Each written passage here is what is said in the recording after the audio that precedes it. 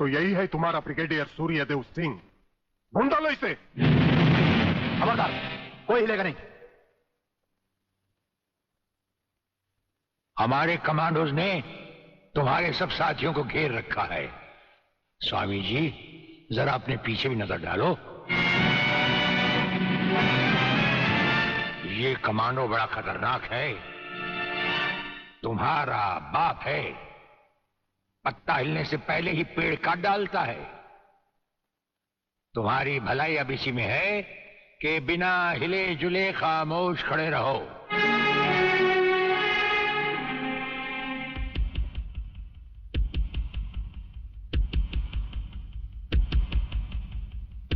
दुबे नाम है सत्यवादी। सत्यवादी दुबे। जैसे गधे की पीठ पर घोड़े की जीन अच्छी नहीं लगती, वैसे ही तुम्हारे कंधों पर ये सितारे अच्छे नहीं लगते। और ये कमरबंद पेटी भी अच्छी नहीं लगती।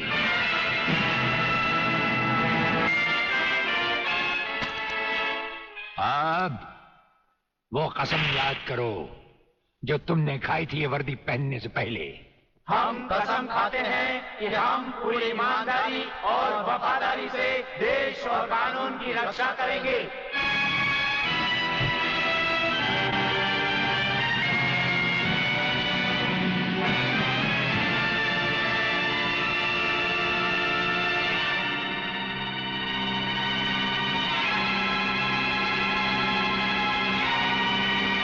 हम तुम्हें सिर्फ ये बताने आए हैं कि अगर तुमने तिरंगे के खिलाफ कोई भी कदम उठाया तो हम तुम्हें वो मौत देंगे जो ना तो किसी कानून की किताब में लिखी होगी और ना ही कभी किसी मुजरिम ने सोची होगी।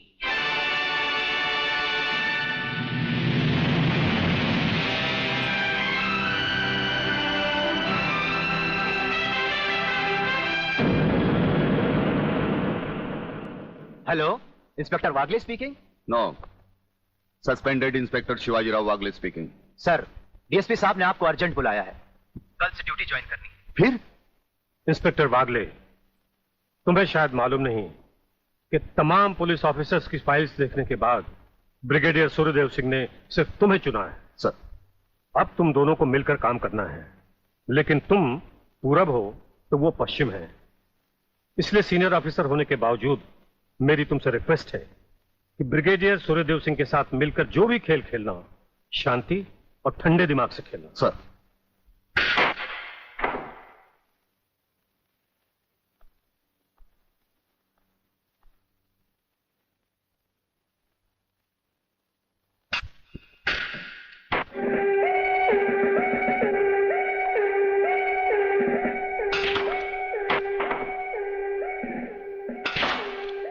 बड़े प्यार से खेलते हैं आप। असली खिलाड़ी मरने वाले दुश्मन को पता भी नहीं चलने देते कि कब होगी उसकी मौत। तो फिर प्रलयनाथ को छोड़ क्यों दिया? क्या उससे गले मिलने गए थे? गले मिलने गए थे? उसके गले का माप लेने गए थे कि वो फंदे की मौत मरेगा या हमारे पंजे की। वागले, गर्मजोशी अच्छी चीज है लेकिन हमेशा काम नहीं आती। तुमने तो देखा ही होगा कि इसी गर्मजोशी की वजह से तुम कई बार सस्पेंड हो चुके हो। नौकरी की परवाह है किसको? यहां है कौन अपने पीछे रोने वाला? इस ईमानदारी की वजह से बहुत कुछ भुगता है, कोई तकरार नहीं है सर। लेकिन ये गुनाहगार कानून को हाथ में लिए फिरते हैं और मैं हमेशा कानून के दायरे में रहकर काम नहीं कर सकता। अपना तो उसूल है, पहले लात फिर बात, उसके बाद मुलाकात। भाई वागले, अपना तो उसूल है, पहले मुलाकात फिर बात और फिर अगर जरूरत पड़े तो लात। बड़ी उम्मीद थी आपसे, लेकिन अब पता चला आपका रास्ता अलग, मेरा रास्ता अलग। आप नरम खून के, मैं गर्म खून का। हम एक साथ काम नहीं कर सकते सर। वागले, तुमने समझा कि जिंदगी में सिर्फ तुमने ही बहुत कुछ खोया है। इस इंसान को देखो, जब चाहता ये घर बसा सकता था, लेकिन नहीं, इस अकेली जान को हमने अपने देश के लिए उठा रखा है। दोनों का मकसद एक है, मंजिल एक है, सिर्फ रास्ते अलग अलग हैं। नहीं वागले, हमारे रास्ते भी एक हैं, मंजिल भी एक है। और फिर इतनी बड़ी दुनिया में तुम्हारा कौन है? कोई भी नहीं, सिवाय फर्ज के। इस दुनिया में हमारा कौन है? कोई भी नहीं, सिवाय फर्ज के। अगर फर्क है तो सिर्फ सोचने के ढंग में और काम करने के तरीके में। अब हमें इस फर्क को मिटाते हुए ये युद्ध एक साथ लड़ना होगा।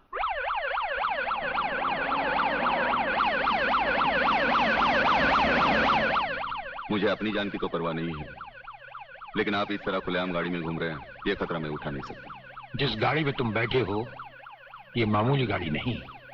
मामूली गाड़ी मामूली आदमियों के लिए होती है, ये गैर मामूली गाड़ी है, एक गैर मामूली इंसान के लिए।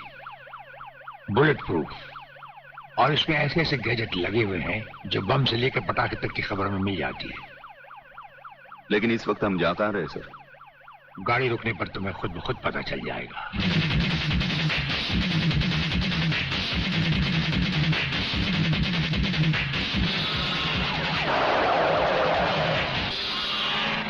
वागले, यहां हमारा घर है।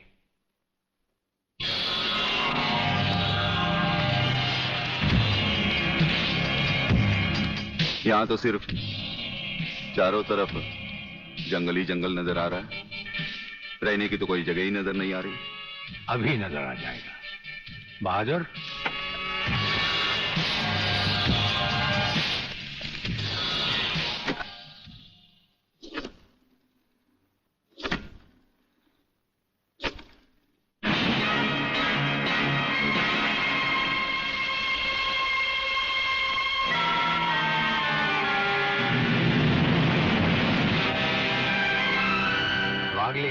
ये ऐसा बंकर है जिसका अता पता सिर्फ हमें या एक हमारे खास आदमी खबरीलाल को है, और आज से तुम्हें होगा। ये इतना मजबूत है कि इस पर ना तो कोई हवाई हमले का असर हो सकता है और ना किसी बम या बारूद का। दुश्मन तो क्या, हमारी इजाजत के बगैर परिंदा भी पर नहीं मार सकता। वागले आओ, अब हम तुम्हें अपने बंकर से वाकिफ करवाएं। ये रहा हमारा ट्रांसमीटर सेक्शन। यहां से हम हिंदुस्तान के किसी भी मिनिस्टर से जब जी चाहे हॉटलाइन पर बात कर सकते हैं, लेकिन आसमान वाले ने चाहा तो इसकी जरूरत कभी नहीं पड़ेगी। हम अकेले ही तुम्हारे साथ वागले सब कुछ संभाल लेंगे। और वो देखो, वो एक कमरा जिसमें सब हथियार रखे हुए हैं, और उस कोने में रहा हमारा अस्पताल। यहां हर लाए दुश्मन का सीटी स्कैन करके उसकी अंदरूनी बीमारियों को बाहर निकाला जाता है। मुझे छोड़ दीजिए ब्रिगेडियर साहब, मैं सच कहता हूं, मैं प्रलयनाथ के बारे में कुछ नहीं जानता। मुझे छोड़ दीजिए ब्रिगेडियर साहब। और छोड़ तो तुम्हें जरूर देंगे, लेकिन तुम मोटे बहुत हो, थोड़ी चर्बी कम होने के बाद। यह अस्पताल मेरे हवाले कर दीजिए सर, चर्बी कम करने के बहुत से तरीके मुझे मालूम है। हाँ, गुड वागले।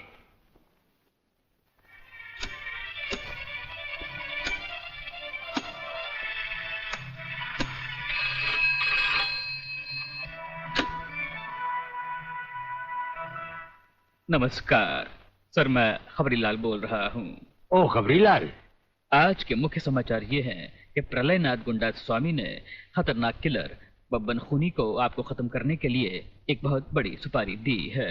हमारे नाम की सुपारी खाने वाले को जिंदगी भर दांत चबाने पड़ेंगे। ये हमारे नाम की सुपारी खाने वाले चमगादड़ के खाने पीने का ढाबा कहाँ है खबरीलाल? शहर से 40 मील दूर काली पहाड़ी के पीछे उसका एक अपना बहुत बड़ा मैंगो फार्म है। आज के समाचार समाप्त हुए।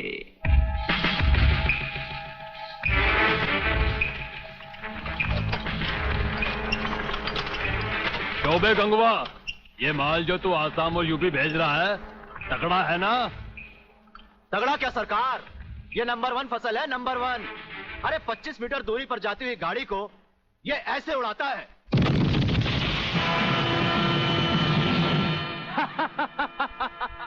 देखा सरकार, ये अपनी बम फैक्ट्री में बना हुआ मैंगो का कमाल। यूपी और असम में आतंक फैलाने के लिए यह माल तो ठीक है, पर मुझे वो माल बता जो ब्रिगेडियर सूर्यदेव सिंह को उसकी गाड़ी के साथ जलाकर उसे राख कर दे। वो भी तैयार है सरकार। ये देखिए छोटा सा हापुस जो 50 मीटर की दूरी पर जमीन पर गिरते ही ऐसा फटता है कि मरने वाले की हड्डियों का सुरमा बन जाता है। ये देखिए।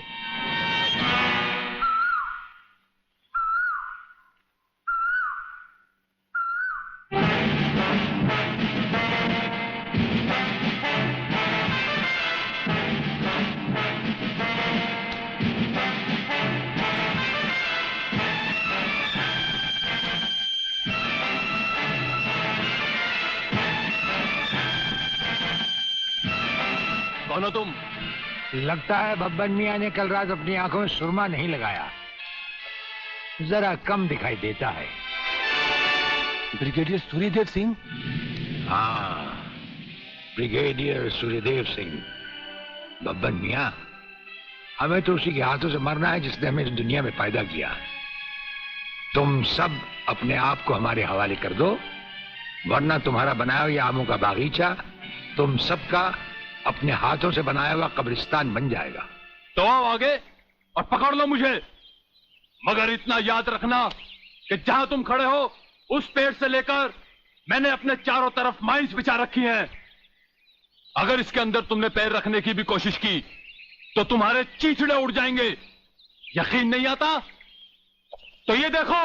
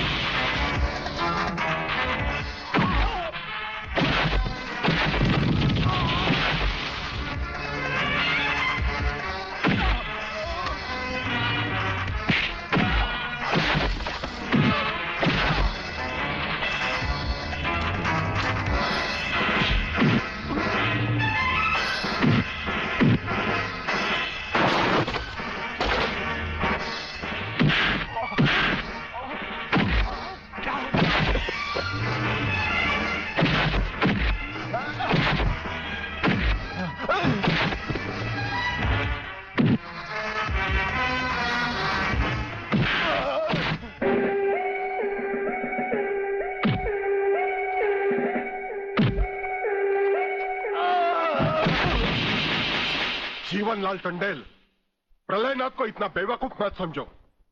सारे शहर के पुलिस स्टेशन से पता लगाकर ही तुम्हें फोन किया है। अगर होम मिनिस्टर होते हुए तुम्हें यह पता नहीं है तो मुझे कल तुम्हारा रेजिग्नेशन चाहिए, समझे? अरे जानते हो बब्बन और उसके साथियों ने जबान खोल दी तो सूर्यदेव सिंह हमारे लिए नर्क के दरवाजे खोल देगा। जल्दी से पता लगाओ और उन सबको छुड़वाओ।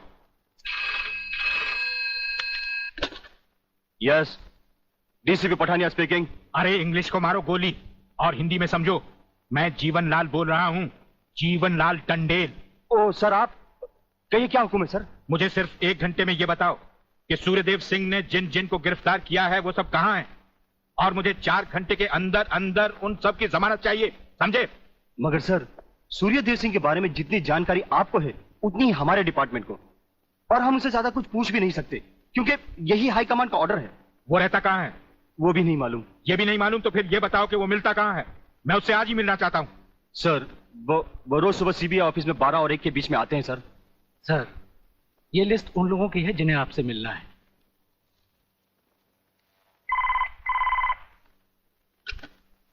सर, मंत्री जी आपसे मिलना चाहते हैं। हाँ, टंडेल का नाम है क्या इसमें? जी नहीं सर।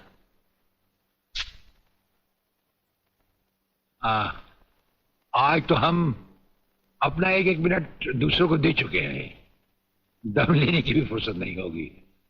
ऐसा करो, मंत्री जी को कल दोपहर के बाद की कोई भी अपॉइंटमेंट दे दो। Okay sir. Sir, you can't meet him today. अरे अंग्रेजी को मारो गोली और हिंदी में समझो। इस राज्य के मंत्री से मिलने के लिए उसके पास वक्त नहीं है। मैं पूछता हूँ, वो हमारी खाता है या हम उसकी? इसमें आपकी और हमारे खाने की बात कहां से आ गई? ओह, तो ये है ब्रिगेडियर। आप यहां अचानक आप पधारे हैं, और हम आज का सारा वक्त औरों को दे चुके हैं। आखिर हम सब जनता ही के तो सेवक हैं। कुर्सी मिलने पर ये समझ लेना कि सारी सरकार आप ही की है, इसे हम कैसे मान लें? आप मुझे ये न समझाएं कि सरकार किसकी है। आप सिर्फ इतना समझिए कि आप एक सरकारी नौकर हैं और आपके सामने खड़ा हुआ ये इंसान इस राज्य का मंत्री है। खादी के कपड़े पहनने से और टोपी लगा लेने से कोई महात्मा गांधी नहीं बन जाता। और सुनिए, हमें नेताओं की भाषा ना तो पहले समझ आई थी और ना कभी आएगी। भाषा छोड़ो ब्रिगेडियर, मैं जो आपसे कहना। आपने जो कुछ भी कहना है कल कह लीजिएगा, आपकी अपॉइंटमेंट नोट करवा दी गई है। और एक बात ये भी याद रखिए कि हमसे बगैर अपॉइंटमेंट के कोई नहीं मिल सकता। और जहां तक हमारा ताल्लुक है, हम किसी से भी किसी वक्त भी कहीं भी मिल सकते हैं, हमारा जब दिल चाहे। शायद आपने वो लेटर नहीं पढ़ा जो सेंट्रल गवर्नमेंट ने आपको भेजा है। उसमें खासुल खास ऑर्डर है कि हमारे किसी भी काम में कोई भी दखल अंदाजी नहीं कर सकता। नमस्कार। नमस्कार।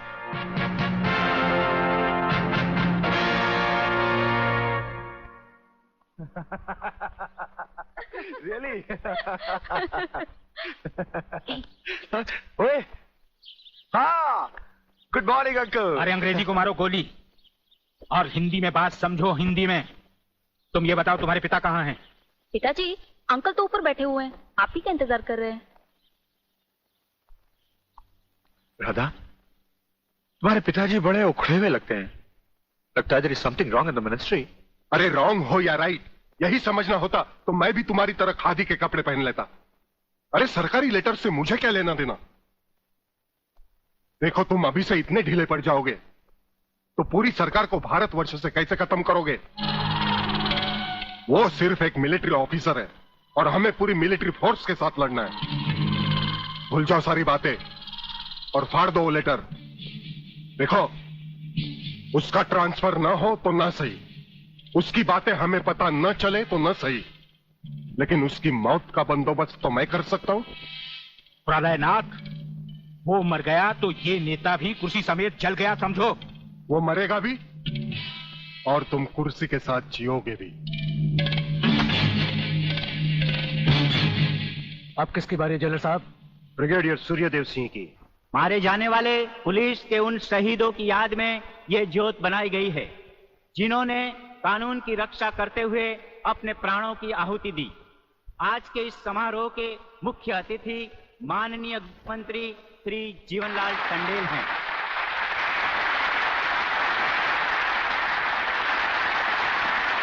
और इस ज्योत का उद्घाटन एक महान योद्धा, परमवीर चक्र विजेता ब्रिगेडियर सूर्यदेव सिंह के हाथों से होगा।